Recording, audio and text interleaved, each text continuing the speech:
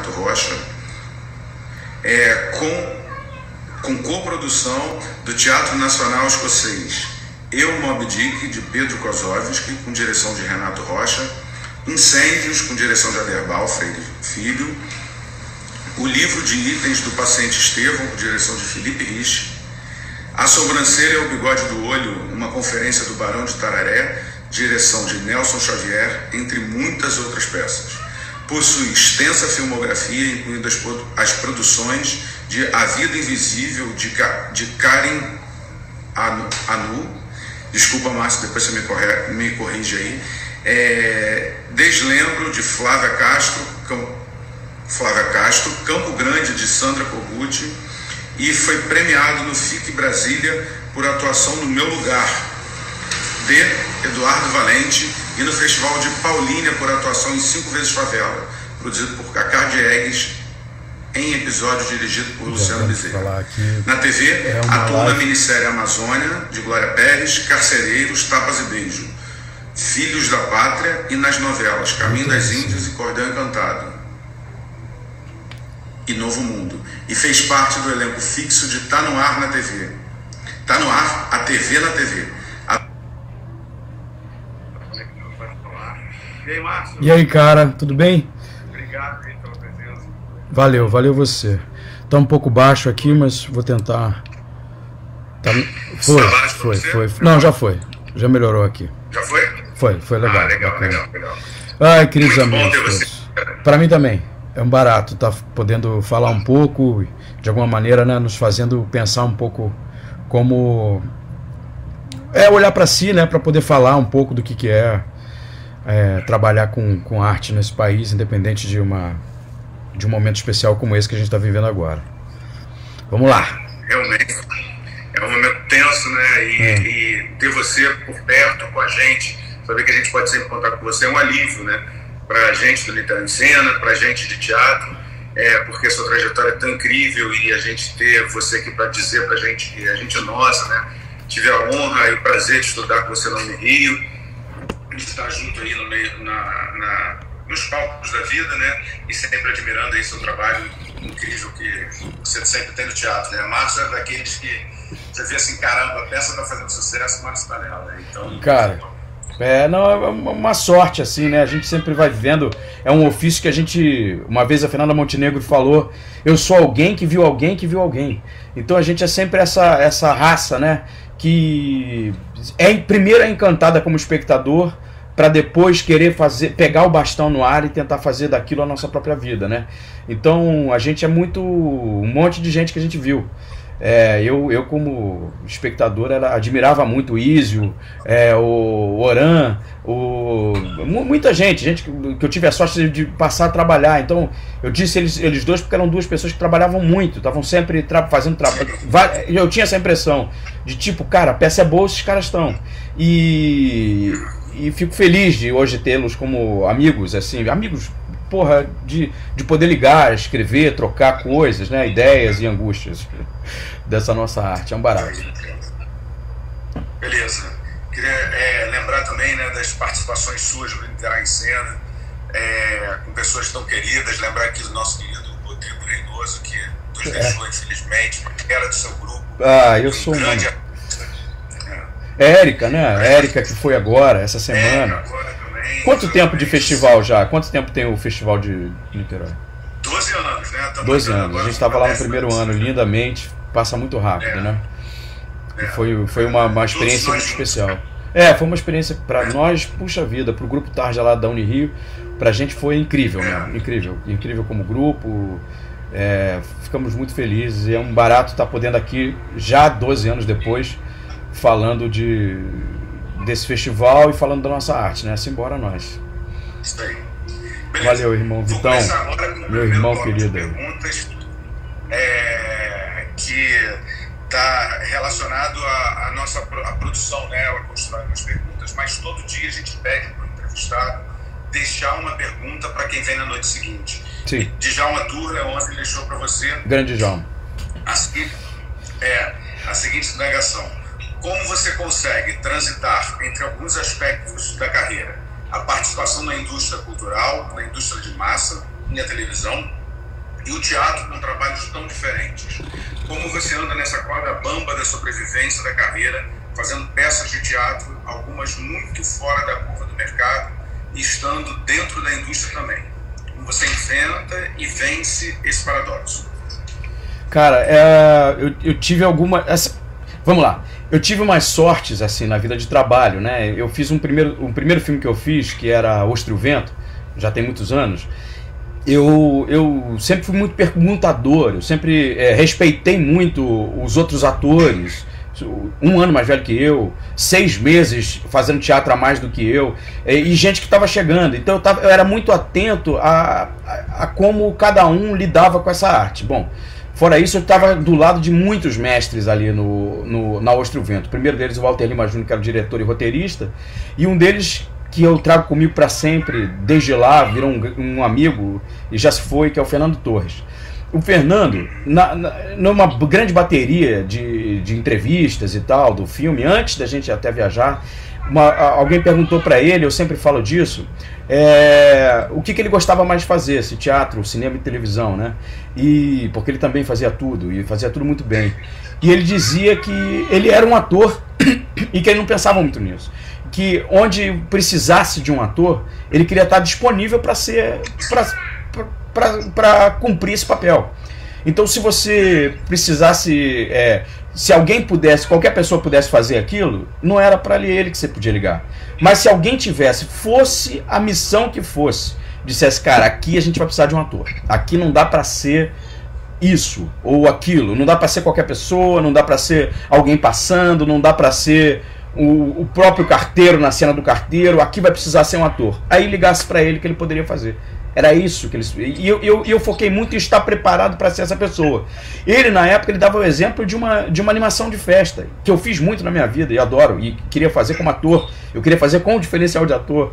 Eu trabalhei no programa do Fausto, o garoto, já era ator profissional, mas trabalhava lá dando bolada. O pai da maioria do pessoal que vai estar assistindo via, mas a Olimpíada do Faustão tinha a Ponte do Rio que cai, tinha um personagem que dava bolada, eu fazia aquilo lá. Por conta de uma relação de afeto. O meu professor do tablado era casado com a irmã do diretor do quadro. Então eu fui assistir uma vez, eu acabei fazendo e adorava fazer, e eu queria fazer aquilo com diferencial de ator.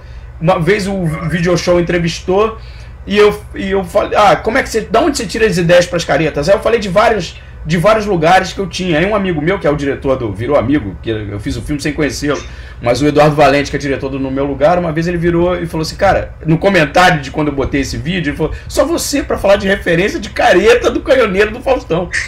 E ele já tinha percebido que eu que tinha botado no currículo do IMDB. Depois que ele percebeu, eu passei a dizer que era eu mesmo. Mas eu tinha botado aquilo ali no currículo do IMDB, o Canhoneiro do Faustão.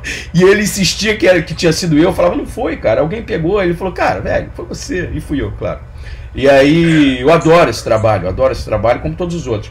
Mas eu acho que esse Djalma, um abraço enorme pra galera do seu teatro em Salvador, é um colega de Unirio também, né? É uma pessoa que se formou, quer dizer, um colega de outro tempo, né? Ele talvez seja mais novo até que eu, mas ele se formou muito antes. Eu fui entrar na Unirio já com quase 40 anos. Então, mas essa transição eu não pensei muito nela. Eu pensava muito em estar disponível como ator para o que aparecesse. E eu acho que é isso, né? O cinema precisa de ator, o teatro precisa de ator, a televisão também. E eu queria poder ser essa pessoa nesses lugares, né? E veio dando certo, a coisa veio funcionando nesse jeito. Eu acho que tem... Quer dizer, não sei, porque eu fiz esse caminho, né?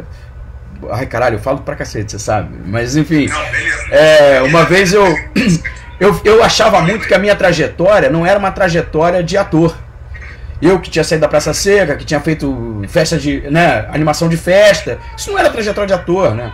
O ator, um dia alguém olhou e falou, você sobe aqui no lugar, vocês poderiam fazer? O cara sobe e faz, e aí ele vira aquilo, sei lá, qualquer outra coisa. Eu queria ser e fui caneiro.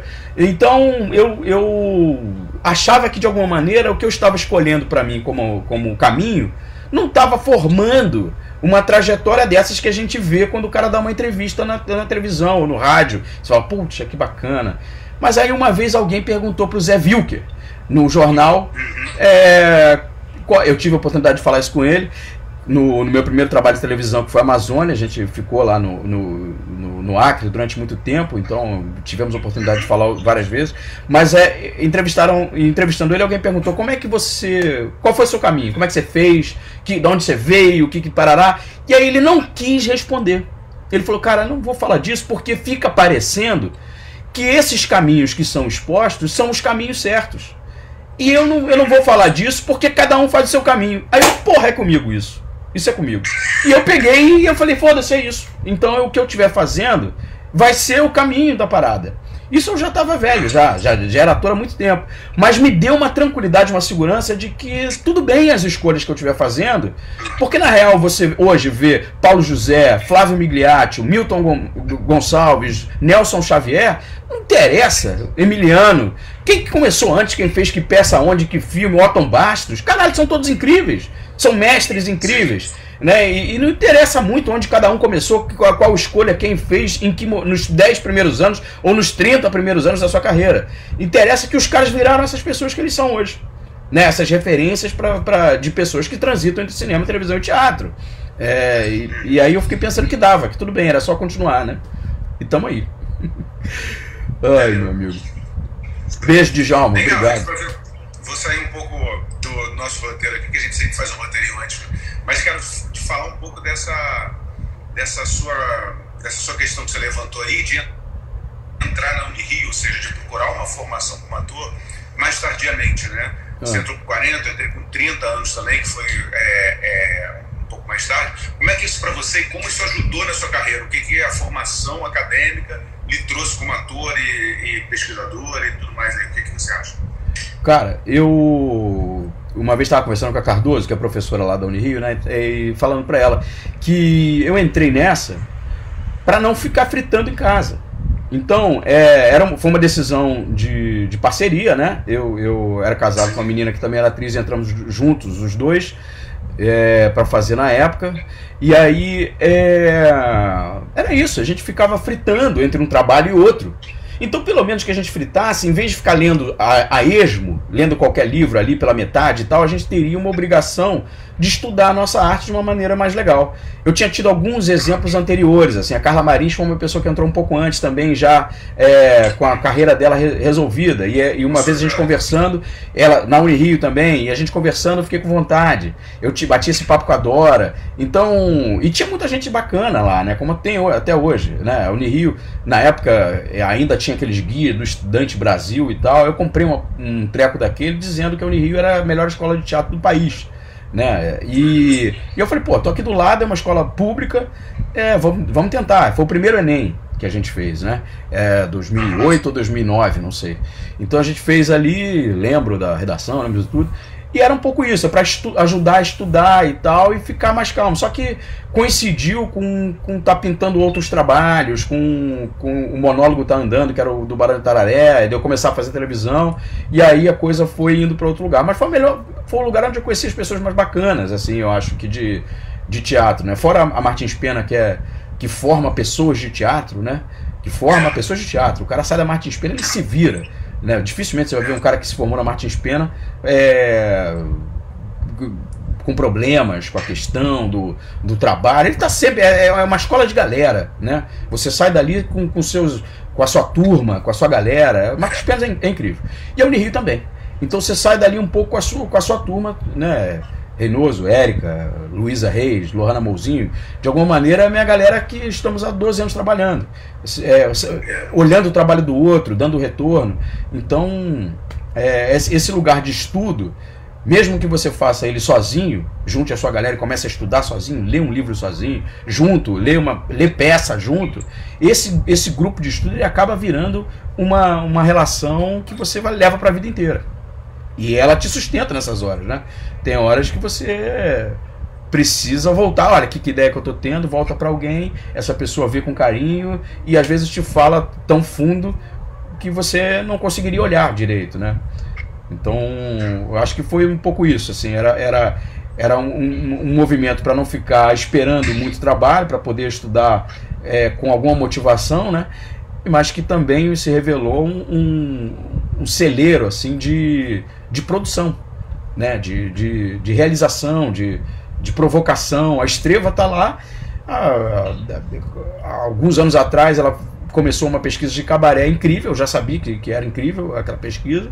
E, porra, foi pra mim, de novo, mais um divisor de águas. À medida que eu tive contato com aquelas coisas lá. Ainda não coloquei isso na minha trajetória, mas vou. Né, esse estudo do cabaré, uma hora vem para um trabalho meu, que seja mais autoral, um próximo trabalho, sem dúvida, certamente com o Renato Rocha, que é meu parceiro de teatro, sem dúvida vai vir foda, né? E assim sigamos. Beleza. Então vamos lá, você postou na página do projeto que o estudo de Hamlet é uma poderosa ferramenta na arte de interpretar. Uhum. De onde você descobriu isso? O que gerou essa questão em você?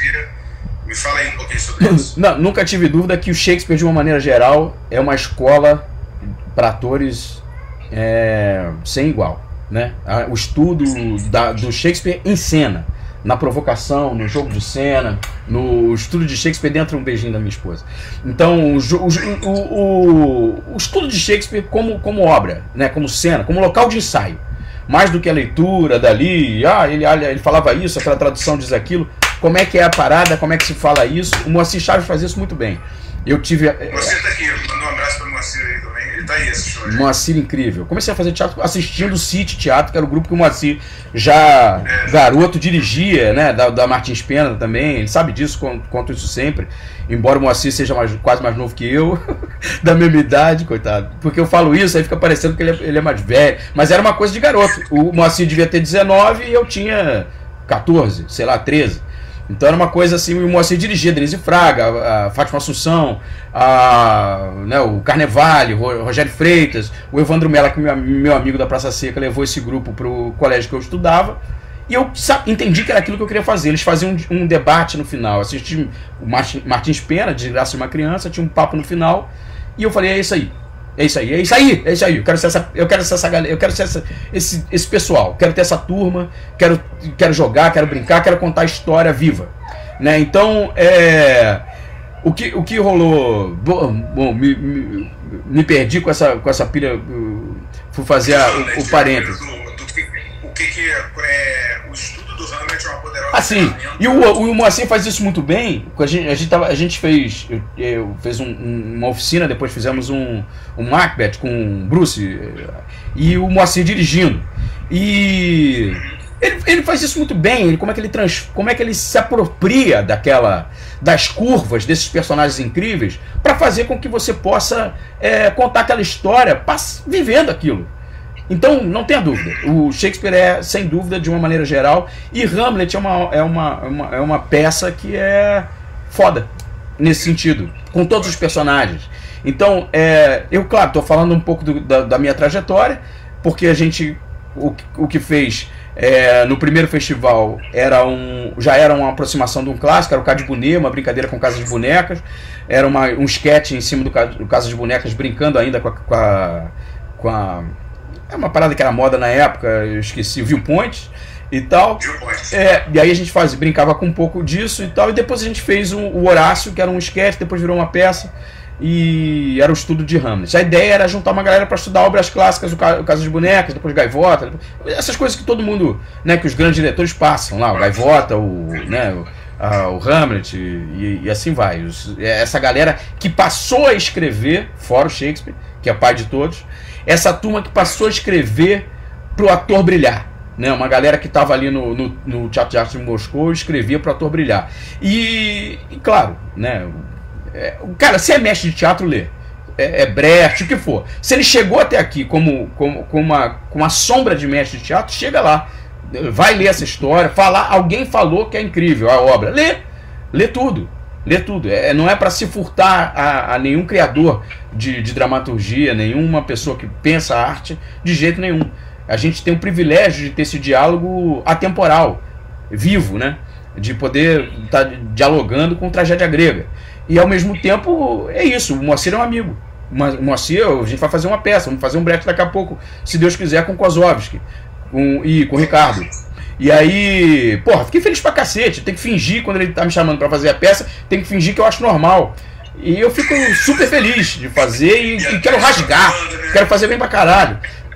E é isso, é turma, né? Você acha ali um pouco a tua galera e toca o bonde. É uma arte que você pode... É lugar comum falar isso, mas é isso, né? Você joga com as pessoas que você cresce admirando, daqui a pouco você está jogando em cena. A gente tem essa possibilidade, essa sorte, né? E aí é sempre um prazer. Beleza. Aqui a gente vê, né, as suas atuações no cinema, na TV e no teatro. Você tem alguma preferência sobre atuar em algum desses veículos? Como é que é isso? Cara, eu tenho uma preferência pelo equilíbrio, sabe? Eu acho que se eu ficasse fazendo só uma coisa, eu ia sentir muita falta da outra. Então eu tenho hora que eu falo, puta que pariu, eu preciso fazer um filme, cacete, tomara que me achem aqui, porque tem um lugar que você entra quando envelhece, eu tô com 50 anos, então que ficam meio sem jeito de te chamar para fazer um teste. Então alguém tem que cismar que é você. Se ninguém cismar que é você para fazer o filme, você não tem possibilidade de ser testado. E às vezes tudo bem ser testado. Não por nada, é porque, né, é o tom de voz, é a maneira que você tem de encarar um personagem, pode ser parecida com outro personagem que está na cena anterior. Não tem nada a ver com ser incrível e passar para um papel ou não ser. É uma parada que tem a ver... Muito obrigado. É uma parada que tem totalmente a ver com a composição complexa que é fazer um elenco. Então tudo bem ser testado, a gente tem que parar. Eu acho uma bobagem. Não, mas aí você está num nível que não é nível de teste. É uma bobagem. Eu quero eu não tenho pudor nenhum em ser testado até o final e depois entender que não é. Tá tudo bem. É isso, né? Vamos contar as histórias. E isso é legal pra galera que tá começando a ouvir, porque assim, você disse muito bem, o teste não significa exatamente que você não fez bem porque você não deu um personagem. Nada a ver com isso. Significa exatamente por causa de uma embocadura, por causa de um traço. Vocês escolheram um outro e não escolheram esse. E não é assim, ganhou quem foi incrível, né? Combina melhor, né? Porque a menina que ia fazer alguém que contracena com você tem 2 palmos acima de você, não vai dar pra enquadrar, tanto faz. E a menina é incrível e era mais importante que ela fosse incrível que o papel de outro jeito. E aí, porra, esse cara também é legal, mas caraca, olha eles dois juntos. Aí tudo bem. É estético ali, funcionou. Eu nunca fui preocupado em saber o que foi, que não deu, barará. Eu tô preocupado sempre em fazer o mais bacana. E aí, até porque eu sei, hoje eu sei, olho pra trás, eu sei que essas coisas viram trabalho na frente. Então é muito comum você não passar num teste e isso virar um trabalho depois. Alguém fala, cara, puta, eu tenho que fazer um trabalho com esse cara. Ah, claro, chama ele, porra, foi tão legal, ele quase fez sei lá o quê. E chama aqui e tal, e a gente combina lá na frente e acaba encaixando e dá tudo certo. Faz parte disso, né? Então, como você reage a uma negativa, não é por nada, não é que está fechando a porta, não é isso, não. Porque também você tem que ser honesto com a sua ação. Mas tem que saber também que às vezes é uma certa imaturidade você dizer, porra, dei tudo de si e não rolou, fiz de tudo ali para esse papel, não foi, nunca mais vou fazer teste para esse cara. Bobagem. Esquece isso. Né? Porque esquece isso, toca o bonde. Vai tudo pro seu lugar. O programa tá no ar, foi inovador na TV. Tinha uma liberdade que o Cacete do Planeta parece não ter na época dele, né? A que se deve essa liberdade? Há diferenças de humor da década de 90 para o humor produzido na contemporaneidade? O que você acha? Cara, o Márcio lembrava de uma coisa que o Chico Anísio dizia, o Chico brincava que tinha dois tipos de humor, o engraçado e o outro. Então, eu acho que tem pequenas diferenças, mas mas tem uma essência que atravessa. Tem uma essência do cinema mudo, e o cinema mudo parece o início do planeta, né? Pra mim, o mundo antigamente era preto e branco por causa do cinema mudo. Só que o cinema mudo é agora, 100 anos atrás, 100 e pouquinhos, né? 120. Então, não inventou nada, né? Os caras estavam ali de alguma maneira com um material de 400 anos de tradição circense ou de mimese, né? Para ser utilizado. Então, eu acho que sim, se faz um tipo de humor um pouco diferente em algumas épocas e tudo mais, mas tem uma essência ali que se comunica. Eu em casa, eu não sei como era a relação da galera do Cacete Planeta com a Globo lá, como é que eles escreviam, se tinham liberdade. A mim parecia que era um absurdo. A mim parecia que eles tinham toda a liberdade do mundo. Eu achava, do mesmo jeito que eu via algumas pessoas ficarem surpresas com os temas que a gente abordava no Tá No Ar, eu ficava em casa ligando pro meu amigo Mauro Sérgio do colégio, e dizendo, caraca, os caras falaram disso, pelo amor de Deus, eu não acredito. Então eu achava uma coisa absurda também. O Fausto era isso pra mim. O Fausto Silva, quando ele foi pra Globo, eu dizia, meu Deus do céu, ele tava quebrando muita coisa pra mim. E mesmo, então hoje tá lá, como pra mim era o Chacrinha, talvez, né? Hoje a gente olha com um distanciamento histórico e sabendo da importância de ter um cara daquele jeito, com um circo ao vivo, como hoje é o Fausto, né? Jogando bacalhau em cima das pessoas no meio de uma televisão que era completamente o melhor do melhor, a melhor imagem, né? Que tinha perseguia uma estética que o cara tava lá quebrando o barato e agradando todo mundo. Então, o Fausto, pra mim, era um cara que chegava... Porra, eu gravava o Perdidos na Noite num gravador de mão. Eu não tinha videocassete, botava o gravador em cima da televisão pra gravar aquilo, pra ouvir a maneira como ele tratava a galera, pra ver o Legião Urbana passando lá e cantando de qualquer jeito, e assim seguia, né? Tatá Escova, que também tinha lá, tava ali o tempo inteiro fazendo a palhaçaria ao vivo. Enfim, então eu não sei como é que era o Cacete e o Planeta lá, mas em relação à liberdade. Mas o Tá No Ar foi uma soma, né, do que poderia estar acontecendo, do que começou a acontecer fora da televisão e que poderia estar acontecendo dentro. O que começou a acontecer fora, especialmente o Porta dos Fundos, foi um movimento de pessoas que estavam lá e que poderiam ter criado aquilo lá para dentro. E que por que não, e que não sei, que talvez não. Até fizeram, né? O Junto e Misturado era um pouco isso, né? Que o Maurício Faria dirigiu, e tinha o Bruno, tinha o Fábio, tinha o Gregório. A galera tava lá criando esse junto que já tinha uma galera dizendo, pô, que incrível, que incrível, que incrível. Mas a rede social, a opinião jovem não tinha tanta força. Não chegava tão forte como chega hoje, ridicularizando determinadas coisas que acontecem em outros canais. E derrubam mesmo, né? Derrubam um tipo de abordagem. Te obrigam a dialogar com uma galera que você geralmente não via. Que antigamente um cara de 50 anos não dialogava. E hoje em dia ele tá ali do alto do seu escritório, escrevendo a sua opinião, e aí vem um outro e fala assim, pá, cala sua boca. Cala sua boca, não mete essa. E de 13 anos que faz isso, e aí tem 50 mil curtidas e não mete essa. E talvez o moleque esteja certo, entendeu? Não mete essa. Sei lá, tudo bem. Se você não tiver tranquilidade e humildade pra dialogar com isso, sai fora. Vai ficar dentro de outra bolha de ensino, né? Vai praticar se protege disso para morrer feliz, achar que o mundo não mudou, mas para estar dialogando você tem que sacar que mudou muita coisa. Mudou muito a maneira de se relacionar. Então, bom, o Tá No Ar é isso. Ele foi fruto de um momento que isso acontecia. Eu sei que ele era foi um trabalho muito grande do Adnei, do Márcio e do Maurício lá dentro, e de convencer, de fazer as pessoas entenderem a linguagem, de que era zapiada, do tipo de humor. Então teve um início ali que ele precisava brigar, né, internamente, normal, não é nem com a direção artística, mas às vezes com o jurídico, né? Porque é isso. Ninguém quer ser processado por nada e a Globo é muito exposta, né? Então tinha um movimento, eu sei disso de estar por perto, né? Nunca participei de nada disso, não tenho menor lugar de fala para dizer como é que era isso lá, porque eu era só o ator do grupo. Mais um. Mas me parece que tinha isso inicialmente, que depois a gente teve uma liberdade para brincar com as coisas todas, né? A gente falou de tudo. Tá no ar foi barato mesmo.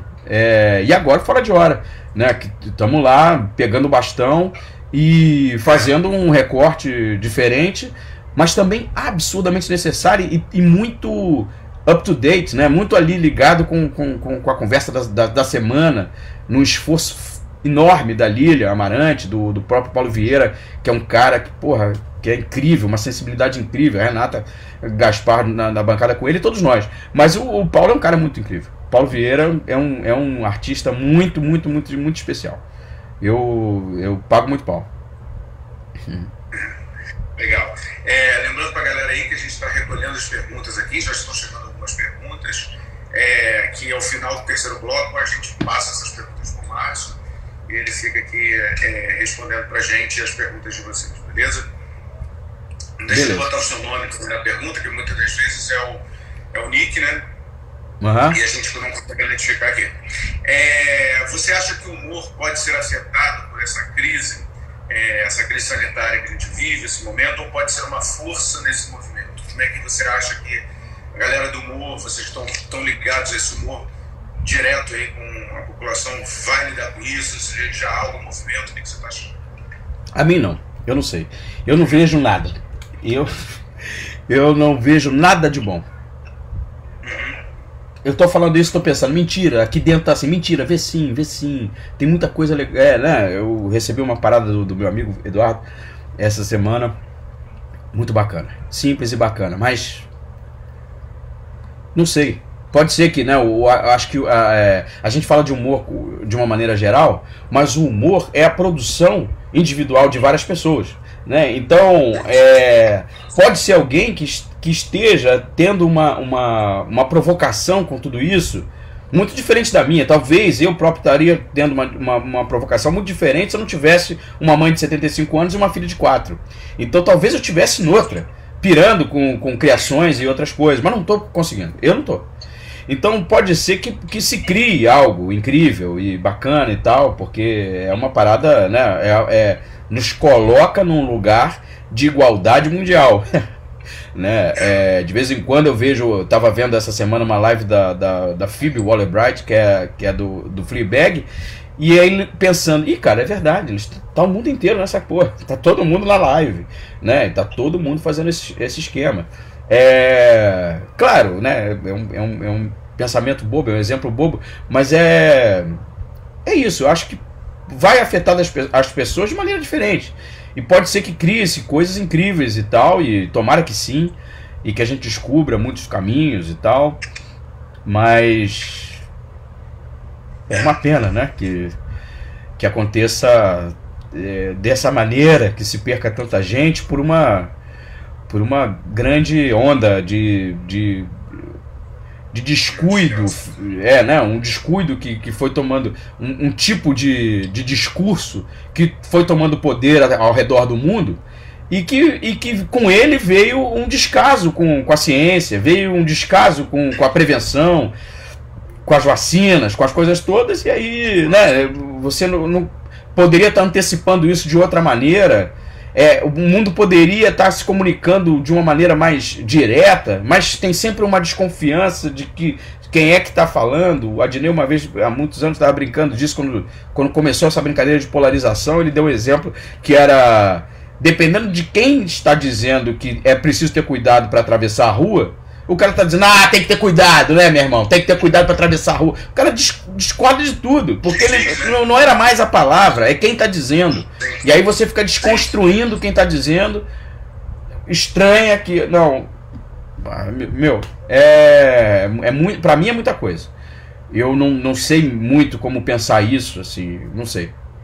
Mas acho que vai ter lindos poemas, vai ter, acontece. Não sei, tomara.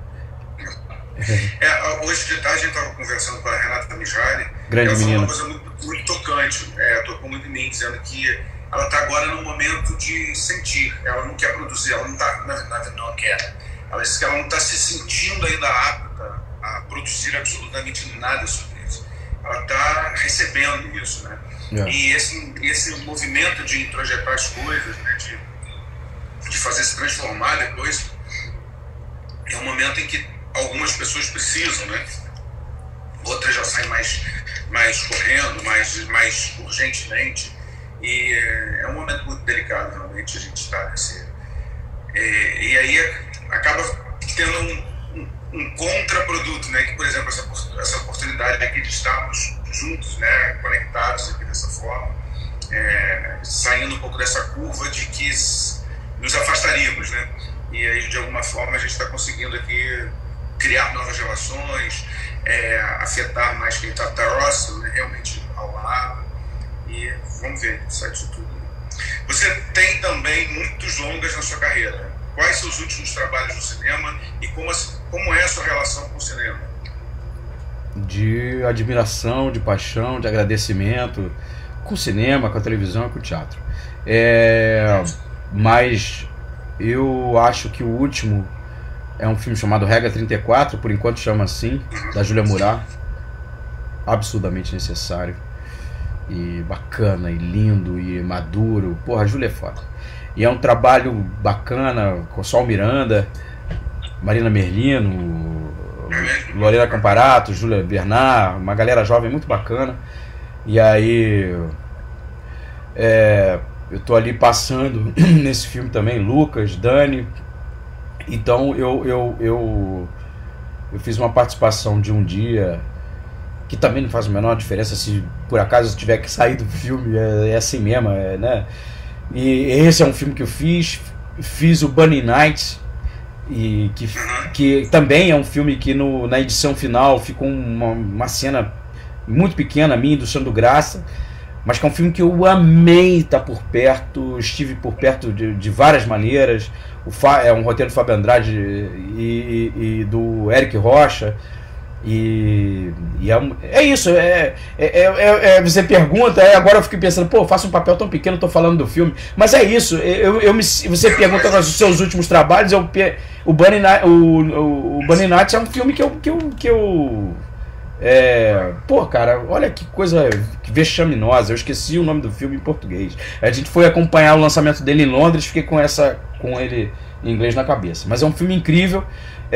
O Fabrício Boliveira arrebenta, Bárbara Collen arrebenta, um casal incrível. Você tá por aqui não, né? Não, ainda não. Não. E eu fiz esse Regra 34, o Vida Invisível, né, que estava no mesmo festival de Londres do ano passado, e o Animal Amarelo, que também está chegando, já está começando a fazer, que é um grande parceiro, amigo, o Felipe Bragança, a Marina Meliandi, eu conheci juntos, mas o Animal Amarelo daqui a pouco está chegando também, já está com cartaz em português. Legal. Me fala um pouco aí da sua rotina de estudos, você tem as principais referências, o que você traz sempre aí contigo nos seus estudos, o que você gosta de ler, como é que tá aí, como é que é isso? Cara, eu tô sempre voltando pro impulso inicial, assim, sabe, de paixão, a minha rotina é pensar uma peça que eu possa me aproximar. Por exemplo, agora o Puntilo e o Criado Mate que o Moacir provocou, aí eu começo a ler sobre isso. Então a minha rotina repete aí pra gente. O Senhor Puntilo e o Criado Mate. Senhor Puntila. E aí eu começo a me aproximar disso, a ver outras montagens, a ver outras coisas, a quem falou sobre isso e tal. E aí o Hamlet sempre, né? E agora semana passada fiz uma transmissão conversando um pouco sobre isso, sobre o Hamlet como ferramenta de formação. E uma coisa que faltou dizer, porque eu estava batendo esse papo com a Yasmin, que é uma amiga que estudou Hamlet e gosta muito também, que assim, junte a sua galera, mais do que ler a peça, tenta montar. Se você não tem um professor de teatro perto, ou mesmo que tenha, puxa um professor de inglês da tua escola ali, com Shakespeare original, e ele vai tenha certeza que o cara vai querer se debruçar em cima daquele inglês arcaico para ajudar a entender e te dar caminhos de compreensão que vai fazer com que você faça essa cena legal. Você não precisa montar a peça inteira, né? Montar a peça inteira, em 92 ela tinha 5 horas. É claro que não vai montar a peça inteira, mas também pode, se você tiver a fim de criar esse acontecimento, né? Então, junta a tua galera, lê a peça, lê quem falou disso, lê outras traduções, se a peça não for de autoria nacional, lê traduções para Portugal, lê traduções de anos diferentes. O meu estudo é esse, é uma aproximação de como as pessoas sentiam aquilo, como o autor sentiu, como outros atores, através do tempo, no caso do Shakespeare isso é um prato cheio, porque tem filme de 50, de 40, de 60, de 70, de 2000, com atores falando a mesma coisa passando diferente, eu acho isso uma maravilha. Eu sou, antes de tudo, um espectador animadíssimo do trabalho do ator e da direção e tal. Então eu gosto de ver, o meu processo é um pouco esse. Então eu tenho muda um pouco, né? Mas eu agora tenho o Arthur e o Adamov por perto, que são provocações que me voltam mais, os teóricos, o Cote, o Fry, por conta de serem pessoas que pensaram o Shakespeare de uma outra maneira. Então eu acabei afunilando um pouco pros pensadores, pra galera que pensa Shakespeare em torno. Mas, porra, eu estava em São Paulo agora antes de acabar o trabalho da Ceia do Latão e vi uma fala da Iná lá incrível sobre Brecht, né? E na opinião dela, qualquer outro trabalho que não seja olhar, debruçar-se sobre Brecht no teatro é perda de tempo. E ela tem razão também, né? Ela tem razão também. É um teatro, é um cara que ressignificou a arte. Hoje até o que se faz com Shakespeare tem a preocupação que ele tinha em comunicar, em comunicar para além do entretenimento, né? A gente está perto de cair aí, né? Dá uma sacaneada aqui. Oi? O Moacir te dá uma sacaneada, pergunta se você já está decorando o texto. Como da abertura. Acaba entrando, tomara. Breve Miragem do Sol, tá a Renata Egger aqui dizendo. Breve Miragem de Sol é o nome do Bunny Night. É lindo o nome. Breve Miragem de Sol é o filme do Fabrício Oliveira com direção do Eric Rocha. Maravilhoso. Diga lá. O Ricardo Tosti diz que você é o sinônimo de Hamlet aqui. Ele lembra das oficinas que você... Um cara incrível. Cara, o Ricardo é incrível. É um ator incrível, velho. A gente fez uma oficina junto. Eu fiz com a Fabiana Mello e Souza, com o grupo dela, que é o grupo incrível, dos Bondrés. Sim. E a gente fez uma investigação da linguagem das máscaras, pegando algumas tramas do Hamlet e do Macbeth. Porra, era um barato fazer. E o Ricardo, eu já sei que o Ricardo é um ator incrível, mas, cara, é um absurdo ver o instrumento que ele tem como de voz, de caminho de ator, em cena, nos improvisos, em coisas simples, como ele fica inteiro. É um grande cara aqui. Obrigado, Ricardo, um abraço grande. Legal. Você é foda.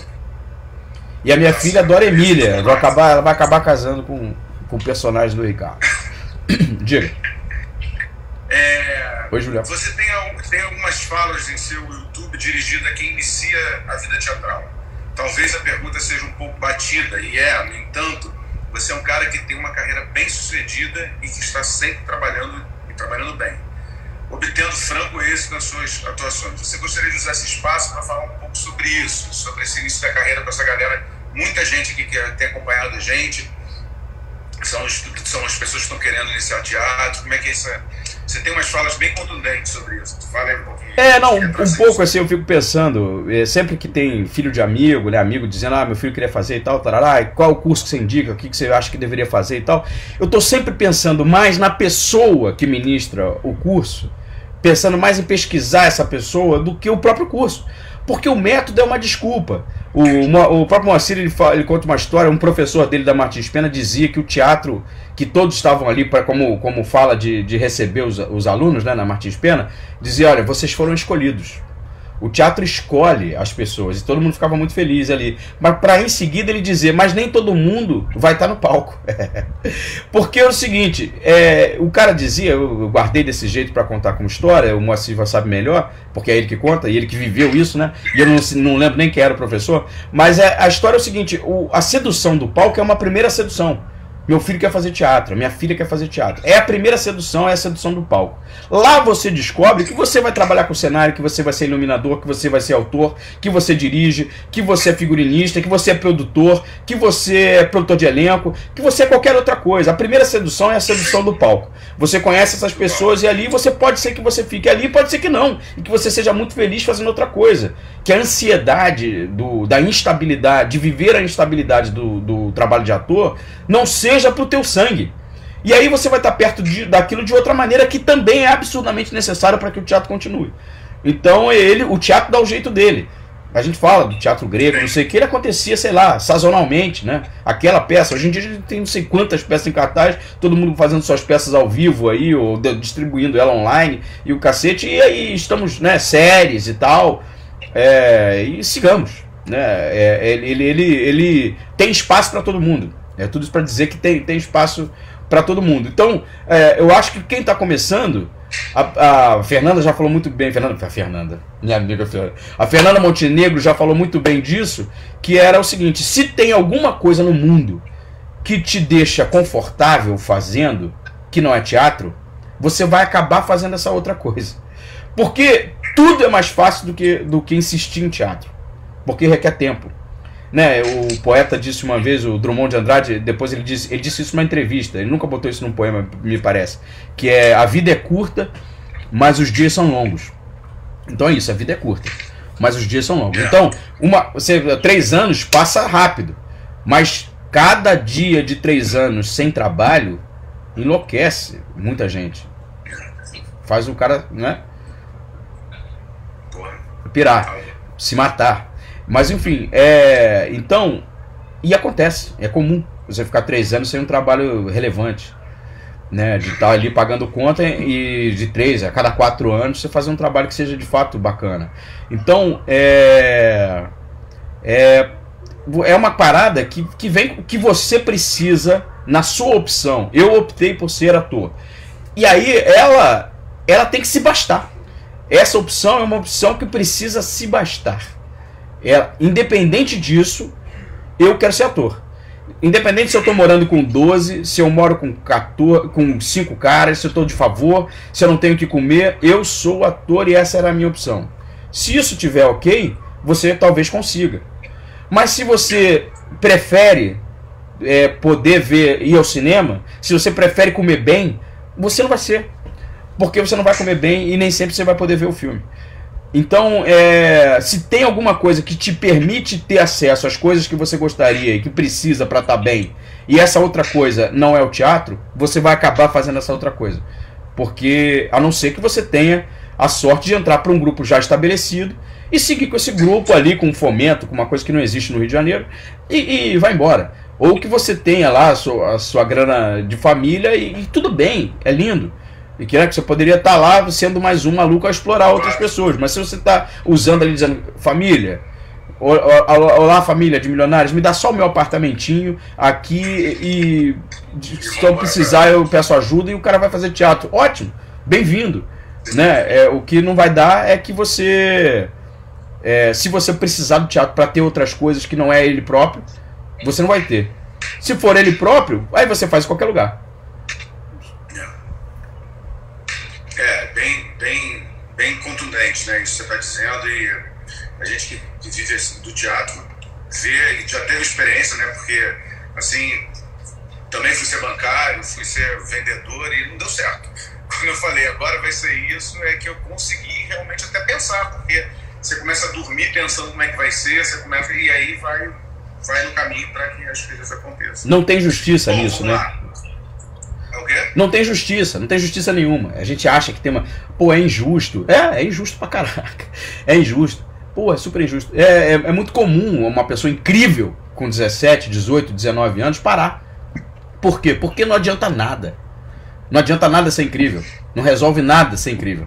Então você é uma atriz, você é um ator foda, que rasga em cena, que tá lá inteiro, que as pessoas estão arrepiando todo mundo que te assiste. Aí passa 3 anos, não aconteceu nada. Você tá com 21, não aconteceu nada. Tá com 25, não aconteceu nada. Tá cheio de problema, não consegue pagar a conta. Todo mundo dizendo pra você que você é incrível. E isso não muda nada. Aí você para de fazer. Se você começa mais ou menos tendo que melhorar, como foi meu caso, muito, tendo que correr atrás para poder aprender a falar, para tirar uma maneira de dizer, de ter que ser aceito, de achar um caminho, de criar outros personagens, você tá sempre tendo coisa para fazer... E se melhorar e sei lá o que, e a carreira vai seguindo. E o caminho vai seguindo. O teatro não mata. Né? Não como princípio. Então, se você continua fazendo, você não vai morrer de fazer teatro. Então, se você... porque eu digo isso em contraposição à ideia de é possível viver de teatro. Faz teatro. Se você só fizer teatro, você não vai morrer por causa disso. Então é possível viver de teatro, porque o tempo passa e você vai continuar fazendo só teatro, então você vai viver de teatro de alguma maneira. Mas que tipo de vida é essa que você está querendo? Pode ser que ela te atrapalhe. Perfeito. Isso aí. Bom, vamos passar 55 minutos, então a live vai cair, possivelmente daqui a pouquinho. Beleza. Aí a gente retorna, as pessoas que puderem nos voltar aí para nos assistir, mas a gente está gravando também a live, então ela fica no YouTube para as pessoas assistirem aí, para ter mais esses momentos incríveis aqui, um desses momentos incríveis que a gente tem com você. A gente está fazendo uma pergunta, Márcio, que é comum a todos os entrevistados. Essa pergunta fala um pouco, né, tem um pensamento aqui de um filósofo, Peter Paul Paubert, e no livro Estamos em Guerra, publicado em maio de 2017. Ele nos pergunta como derrubar a corja de bandidos que sequestrou o Estado, o monopólio das corporações que o sustentam, sem entrar no jogo em que saímos vencidos de antemão, já impregnados pela lógica do adversário e suas paixões tristes. Como que você comenta isso aí? Como você vê esse momento da gente vivendo essas paixões tristes aí? Eu fui cometido por uma insônia hoje. Demorei a dormir, acordei cedo demais, dormi tarde demais. Então fiquei também vendo coisas aqui. E aí hoje eu relendo um livro aqui, essa coisa de estar ali, né, o Adamov, eu li um pouquinho do Adamov, li um pouquinho de outra coisa, mas eu li uma parada especialmente da Judith Malina, do Livre Entita, que falava uma coisa, logo no início do livro, é uma coleção francesa e tal, eu comprei em sebo, mas ele foi do Ivan de Albuquerque e do Rubens Corrêa. Então, e aí ela falava o seguinte, cara, se você... todo o dinheiro que ela aceita e todo o dinheiro que ela doa, ela tá alimentando um sistema belicoso, sanguinolento, que foi criado em algum momento e que a gente está vivendo nele. Então, assim, a maneira de estar fazendo frente a isso, a essa onda mundial,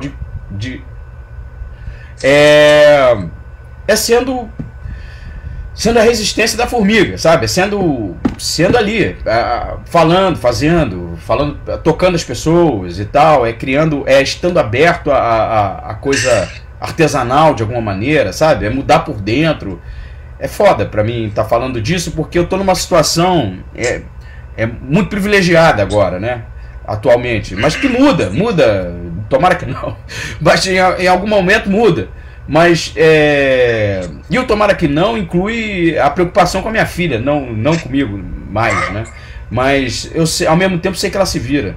Então, se vier, eu sei que ela talvez invente melhor do que eu uma maneira de seguir adiante.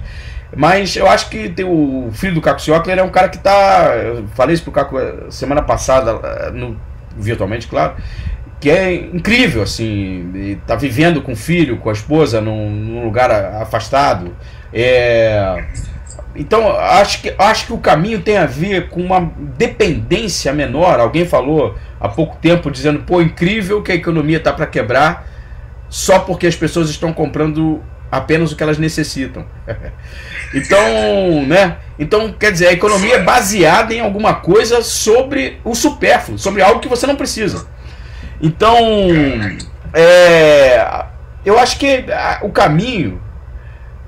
Alguém fez uma pergunta, foi o Damasceno fez uma pergunta, quero seguir o que o Barão de Tararé falaria sobre isso. Eu acho que ele chegou a falar, porque ele disse uma vez que o futuro do planeta era paz e harmonia. Então, e eu acho que ele ainda pensaria assim, sabe? Assim, demora. O Chekhov diz isso numa das falas de um personagem do Ivanov, que ele diz, vai melhorar. A gente vai se entender, o ser humano, ele vai se harmonizar no planeta. Talvez demore 1000 anos, 10 mil anos, mas isso vai acontecer. Então talvez demore 10 mil anos, mas vai acontecer. Então, estamos aqui. Mas o caminho quer dizer, a impressão que eu tenho hoje é que o caminho é esse, de horta orgânica, é você tá fomentando acho que uma conversa entre o moderno, né, entre o Wi-Fi, o virtual, fazer a tua coisa chegar no mundo inteiro, e também você poder sair das grandes cidades, né? Você faz de carro Rio-São Paulo, você vê a infinidade de lugares com estrutura que você poderia estar morando. Toda hora você pode chegar lá e aí se o Estado ele fomenta, porra, quantas pessoas em casa não tem um projeto para ter uma escola legal, para criar uma escola legal, para criar uma padaria que ele aprendeu a fazer o pão não sei o que bacana com um preço honesto e só quer viver disso? Quantas pessoas? Caiu a live do Instagram. Mas é isso, quantas pessoas estão de alguma maneira, vai voltar aqui e eu volto, criando um espaço, querendo criar um espaço de vida familiar. Ou né, familiar amigos, familiar sozinho, mas família, né, de relação, de aldeia mesmo, né? Então eu acho que o caminho vai acabar passando por aí. Deixa eu ver se eu sigo ali. O Niterói já iniciou. Aberto aqui pra gente ter uma hora. E agora eu tô esperando o pessoal voltar aí. Márcio Vitor já tá por aí. Já chamo ele aqui pra gente terminar, para ele terminar o pensamento dele e passar para as perguntas da galera. Já tem algumas perguntas aqui. Vamos entrar aqui, ó. O Márcio já tá por aí. Então, e aí, velho? Beleza, continuando. Então, isso, assim, eu acho que o caminho, de alguma maneira, passa para fazer frente a isso também, fora a resistência, né, democrática ali dentro da história, porque tem espaço para isso, passa por um lugar de fomentar projetos de escola, projeto de um banco com menos juros para cima, de um banco menor, que alguém possa estar em outro lugar, o banco daquela cidade ali, que também tem convênio com outros maiores, os maiores terem, né, vão continuar ganhando sua grana ali, mas um pouco menos, é só ganhar um pouco menos, cara, né, o banco é muito estranho, o banco ser uma parada que dá lucro, né, ele tá ali o teu dinheiro, é o teu dinheiro, você tem dificuldade para tirar e ele fica dando lucro. Não, é uma parada muito louca, uma estrutura enorme. Então dá para ser, né, o Groucho Marx estava lá dizendo que é um assalto a banco comparado à inauguração do mesmo. Então é isso, é a galera do humor fazendo, né, através dos tempos o seu olhar crítico, né, e bem-humorado sobre as coisas. Mas é isso, eu acho que o caminho passa por você plantar, por você trabalhar menos, fazer com que o seu trabalho gere o mesmo lucro que gera quando você está batendo ponto, porque nem sempre você está produzindo como gostaria, mas o cara entender onde você poderia estar trabalhando menos e estar mais com os seus, né, com seus pais, com o seu namorado, com a sua família e tal, né, com a sua relação, porque a família também é uma parada que a gente, né, ainda tá nessa de se ajudar, de família e tal, mas é uma parada que vai ser cada vez mais coletiva mesmo, né? O cara ter a casa dele com piscina vai ser mais coletivo, a piscina daquele lugar, daquelas casas, vai ter que ser. Já vem sendo, a biblioteca daquela galera. Bem diferente. A propriedade privada, eu fico pensando assim, ela já sofreu uma modificação, fico lembrando de quando, década de 80 como era, e hoje as famílias da década de 80, que eram abastadas, hoje dividem tudo, né? Ou seja, a piscina já tem tem mais 5 famílias que moram em torno daquela casa, daquela piscina que era só de uma pessoa. Ou a família tem uma casa grande com aquela piscina, tarará, sei lá. Mas tomara que vai virando isso, tomara que vai virando isso aí aos poucos. E aos poucos, porque é difícil abrir mão dos privilégios conquistados, né? Estamos aqui no nosso Wi-Fi, estava num outro grupo que uma amiga não estava acompanhando as aulas, a minha esposa está fazendo uma formação pedagógica e tal, e aí estava num outro grupo que uma menina não estava acompanhando muito, depois ela entendeu que ela não tinha Wi-Fi em casa. Porra, é isso. A gente fica lidando com a quarentena como se o Wi-Fi fosse uma parada que chegasse a todo mundo, né? Como deveria chegar a água. E ainda não, né? Pois eu estava, só para completar esse raciocínio, que eu achei muito bem pensado, colocado, ótimo trazer isso. Eu recebi aqui de um familiar, apesar das diferenças, minha muito querida mesmo, mas eu recebi uma preocupação dela de um vídeo desse lançado, que o dono da Localiza estava preocupado com 75 mil carros que ele tem, bicho. 75 mil carros.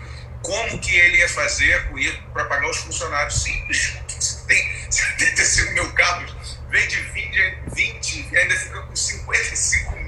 Mas esses são os que aparecem, é muito doido, né, cara? Exatamente. Porque esses são os caras que aparecem, e tá arriscado ele ter uma história, né, de superação, ou ele, ou o pai dele, ou a avó, sei lá.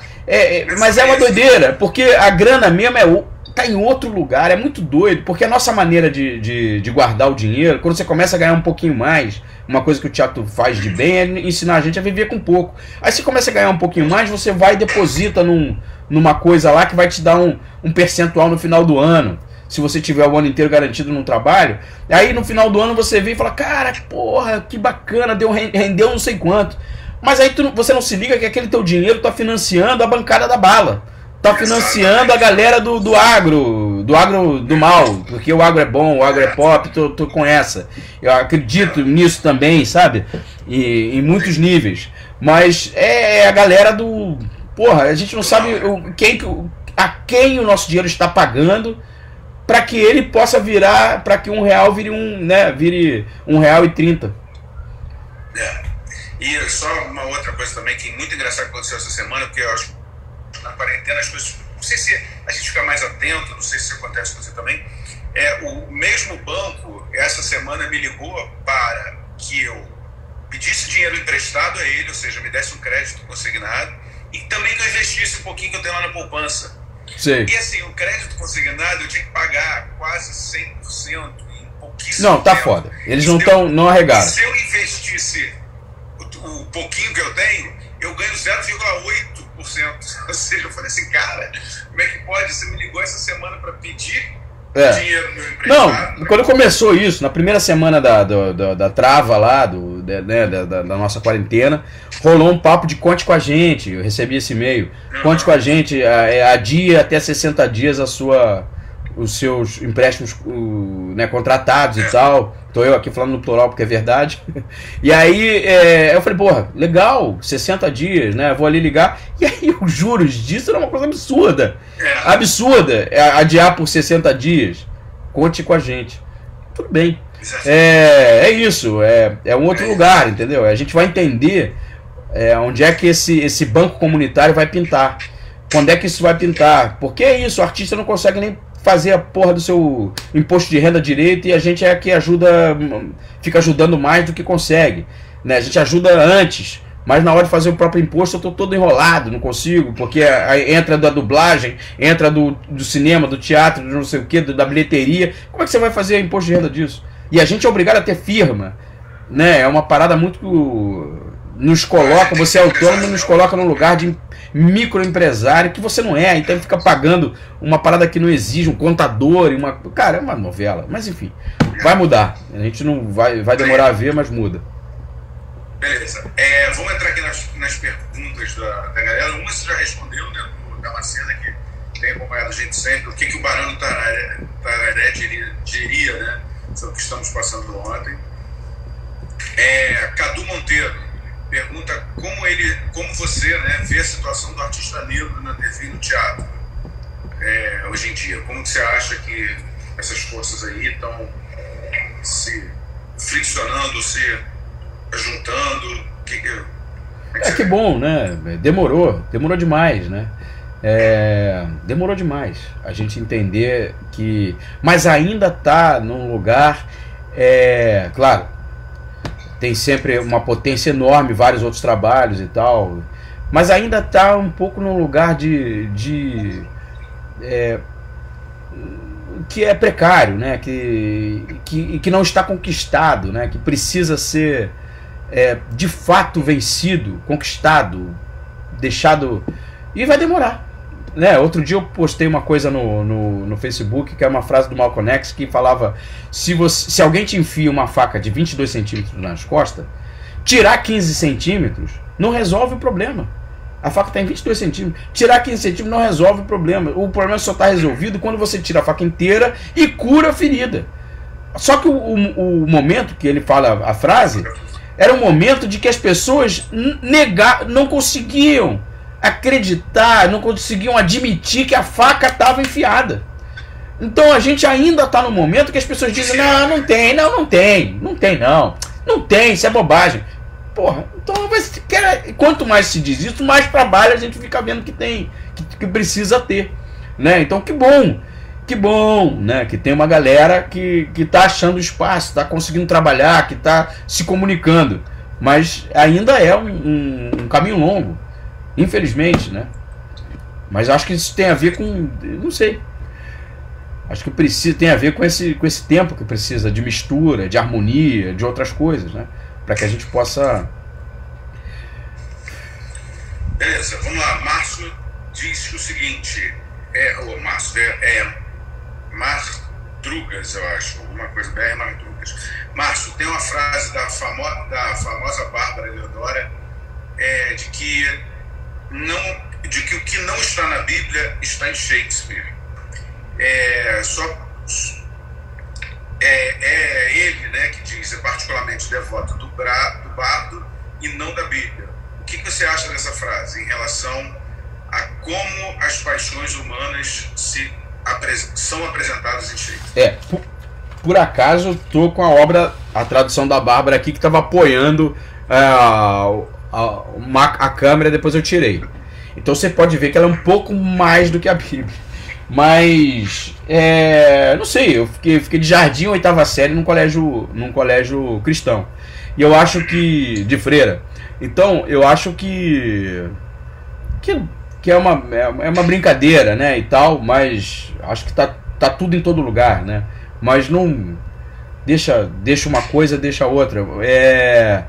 Eu acho que tem... Hamlet, por exemplo, tem uma religiosidade muito grande, né, sobretudo a religiosidade cristã. O medo do purgatório, o medo do suicídio, né, que eu cresci ouvindo que era o único pecado que Deus não perdoava. Imagino que isso deva ter sido inventado em algum momento para evitar que as pessoas se matassem, porque se Deus perdoasse isso também, você estava pulando da janela fácil, né? Então não, isso Deus não perdoa. Aí você fala, puta merda, justo esse que eu queria. Então, e aí você fica ali se virando pra modificar a vida, e é nela mesmo que você tem que modificar e transformar e fazer a coisa ser bacana. Não sei o contexto que a Bárbara disse, se foi uma entrevista, se ela diz numa parada, mas eu sou devoto dos dois. Eu adoro a Bíblia. Tem um curso de hebraico que eu gosto, eu fico sempre ali. Eu comprei uma Bíblia, a Bíblia de Jerusalém, que é uma Bíblia com muitas notas, feitas por muitas pessoas especialistas em várias religiões, fizeram juntos e tal, chama Bíblia de Jerusalém. Ela é mais legal assim em relação, se você quiser ver a Bíblia como objeto de estudo, né? E ela é muito bacana sobre quando determinado evangelho entrou para a Bíblia, que outro evangelho saiu, qual era a ordem dele, as notas de traduções anteriores, se ele veio do hebraico, se ele veio do grego, possivelmente onde foi escrito, que momento que ele foi encontrado da história. Então uma Bíblia, eu tenho outras, claro, né? Tenho Bíblia católica, tenho Bíblia evangélica da minha esposa, que a gente ganhou de casamento, mas eu tenho essa que eu volto a ela. Não é a primeira que eu leio, não. Eu volto a ela quando eu estou no clima do estudo. Mas eu tenho uma, por exemplo, onde só o que Jesus Cristo fala tá destacado em vermelho, que é uma Bíblia antiga da Praça Seca. Então, da minha época de estudo de perseverança. Então ela tem lá, você abre a Bíblia rapidinho, você vê vermelho. Vermelho é aspas para Jesus Cristo. Adoro ler de vez em quando essa para entender o que o cara estava falando diretamente. Então, eu acho que Shakespeare certamente estava num momento ali, né, onde todas as influências eram bem-vindas, mas ele, claro, ele tem uma investigação do humano muito profunda, né, nos seus personagens, em diálogos e tal. Todos são muito complexos, é incrível, né, como acho que se ele não fosse ator, talvez não conseguisse escrever tão bem com a voz de cada personagem, né? E a Bíblia é outra coisa. Ricardo Tosta, por mais que a epidemia passe rápido, não vai passar. Pois mas será que vamos conseguir colocar público esse ano nos teatros? Qual a sua percepção aí sobre como a gente vai como que o público, né, nesse exercício aí de futurologia, o que você acha que, como que a gente vai lidar com isso? Eu acho que sim, cara. Eu acho que sim. Eu acho que a gente também... eu não sei bem como é que é esse esquema do público, né? O Teatro Nômade, por exemplo, trabalha com teatro de rua. Eu vi o espetáculo, fiz Incêndios que lotava, que era uma coisa absurda. Fiz o Barão para 7 pessoas, fiz para 900. Então, o público é uma parada que é daquela semana, daquela cidade, que é de cada um, que é como a gente está falando, que é como a gente se relaciona com as pessoas, né? Como é que a gente se relaciona na vida para levar lá. Eu não sei, é uma parada... se a gente fizer pensando nele... Eu acho que tem que pensar em comunicar e tal, mas se fizer pensando muito nele, acaba dando um pouco errado, eu não sei. Mas, claro, se pensa, depois, à medida que você vai trabalhando, você vai entendendo qual é a galera que vai... O que vão esperando de você, né? Mas... Num trabalho de grupo, num trabalho muito personalizado de ator, né? Mas eu trabalho, eu passeio muito, né? Nos grupos, nas montagens e tal, envolvendo públicos diferentes, maneiras diferentes. É muito cômodo, assim, para mim. Foi uma maneira que eu escolhi, que acabou sendo mais possível para mim de me relacionar com o teatro, respondendo aos chamados, né? De onde eu caibo. E são chamados de afeto, né? Porra, tô louco pra fazer. A gente estaria agora, daqui a pouco, já fazendo... Bom, não sei se eu posso falar, mas estaremos fazendo uma peça comemorativa em São Paulo, com o Arlindo, e a gente ia até fazer um projeto novo. Eu ia fazer um projeto lindo demais, emocionante, lindo demais. Uma peça incrível, com direção da Marina, e um elenco muito foda. E ele não saiu nesses momentos, né? Na saga não saiu, e aí pintou um outro que também com o Arlindo, e eu tô louco pra fazer. Vamos ver como vai ser. O próprio Moby Dick ia se apresentar em Porto Alegre, mas vamos ver, devagar. Tá aí o Soleil estudando a possibilidade de pedir falência, né? O Circo do Soleil, que vive basicamente da bilheteria, e público não é o problema deles. Não sei como vai ser, Ricardão, não sei. Acho que vai dar tudo certo. Vai demorar, mas vai dar. Me fala aqui um pouquinho, o pessoal está perguntando aqui também sobre esse projeto, ficamos curiosos aí com o projeto Teatro Nômade, o que vocês estão aprontando aí, essa galera legal que vem, amigos nossos, queridos. A Luísa e Lohana, duas meninas incríveis e tal. Luísa. Cara, o Nômade é foda. É um trabalho, é um grupo incrível, assim, porque ele é bem horizontal. A galera que tá no grupo, pelo menos que eu conheci, é dona do grupo, tanto quanto Luiz e Lohana. Eu tento, né, dialogar com o grupo, claro, né, sendo a pessoa que é mais velha, que tem uma relação diferente, mas recebendo o tempo inteiro deles. Eu me alimento, claro, é óbvio, eu acho que isso para eles também, eu me alimento absurdamente do trabalho com eles. Então, a semana que eu tô junto com o grupo é uma semana que eu rendo melhor como ator na gravação do Fora de Hora ou do Tá No Ar, não tem dúvida, né? E sem estar fazendo sem estar roubando nada de ninguém, mas é um contágio, né? O teatro é contagiante. Fernanda Montenegro, eu sou alguém que viu alguém que viu alguém. Então, quando eu vejo a gente ensaiando, fazendo uma cena e tal, me dá vontade, claro, de estar em cena também. E isso, embora às vezes não aconteça no próprio grupo, eu exerço isso em outro lugar, né? Acabo exercendo isso onde eu sou uma peça de uma estrutura maior.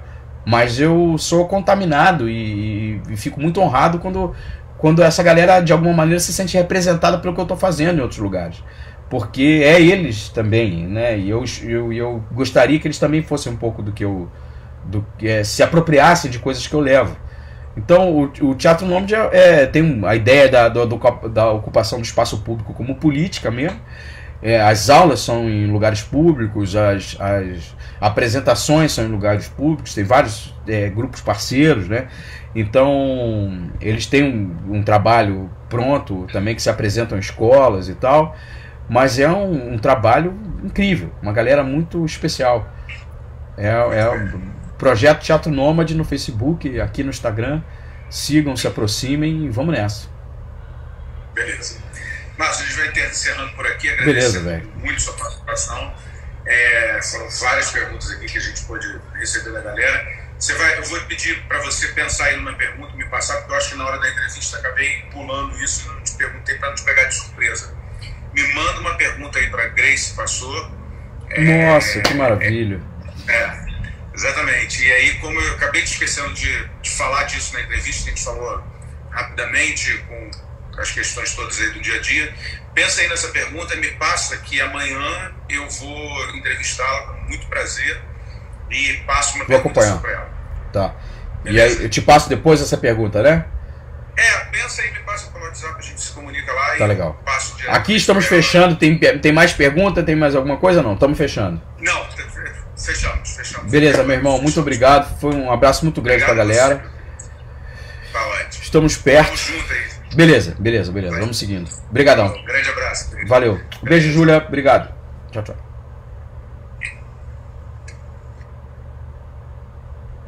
Beijo, Júlia. Obrigado. Tchau. Eu acho que eu finalizei. Então, pessoal, depois desse dia incrível aí com... Bom, tô aqui com meu amigo ainda finalizando ali o Instagram. Termina no domingo. Convidando vocês amanhã para essa entrevista que promete foi bacana. Muitas alegrias. Eu sempre abro umas coisas, acabo não respondendo que perguntaram, fico falando coisas que uma semana cheia também. Que me tocam. Mas se alguém estiver assistindo esse vídeo aqui de lado, é porque eu estava fazendo uma transmissão ao vivo no Instagram, no Niterói em Cena.